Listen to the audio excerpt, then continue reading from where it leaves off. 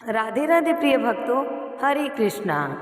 आइए जानते हैं साल 2025 में तुलसी विवाह कब है, तुलसी विवाह के शुभ मुहूर्त कब कब रहेंगे, क्या रविवार के दिन तुलसी जी का विवाह भगवान शालिग्राम जी के साथ कराया जा सकता है या नहीं।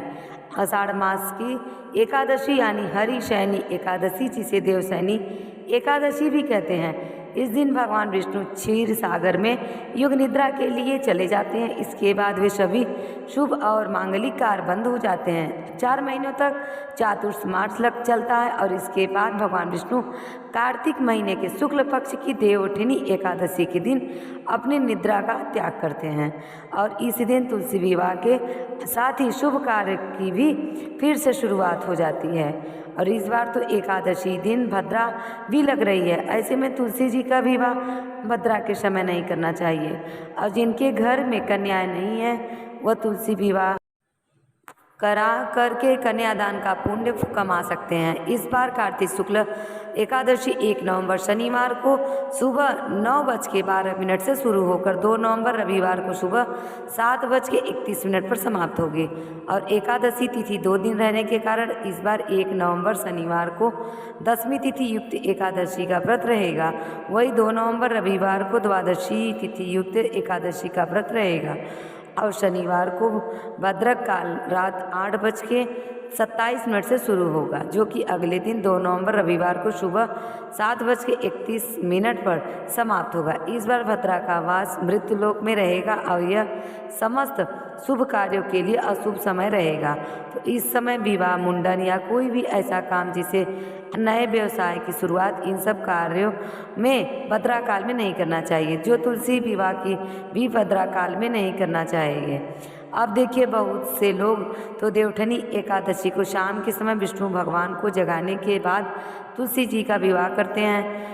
तो 1 नवंबर शनिवार को तुलसी विवाह का शुभ मुहूर्त रहेगा शाम 5:36 से 6:54 तक।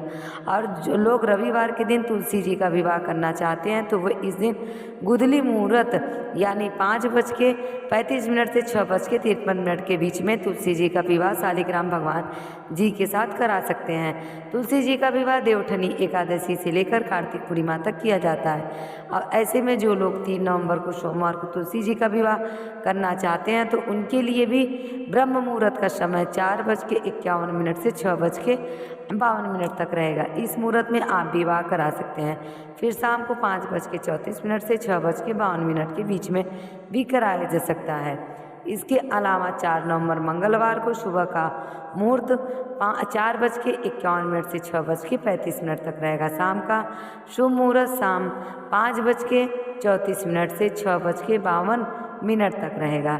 वहीं 5 नवंबर बुधवार को यानी कार्तिक पूर्णिमा के दिन सुबह 4:52 से 6:36 तक और शाम को 5:33 से 6:51 तक समय तुलसी विवाह के लिए शुभ समय रहेगा। तुलसी विवाह के दिन तुलसी जी को स्नान कराकर उन्हें हल्दी का लेप लगाया जाता है। शालिग्राम भगवान जी को स्नान कराकर हल्दी का लेप लगाया जाता है। फिर तुलसी जी का श्रृंगार करके उन्हें 16 श्रृंगार की सामग्री अर्पित किया जाता है और भगवान शालिग्राम जी के साथ उनके फेरे करवाए जाते हैं।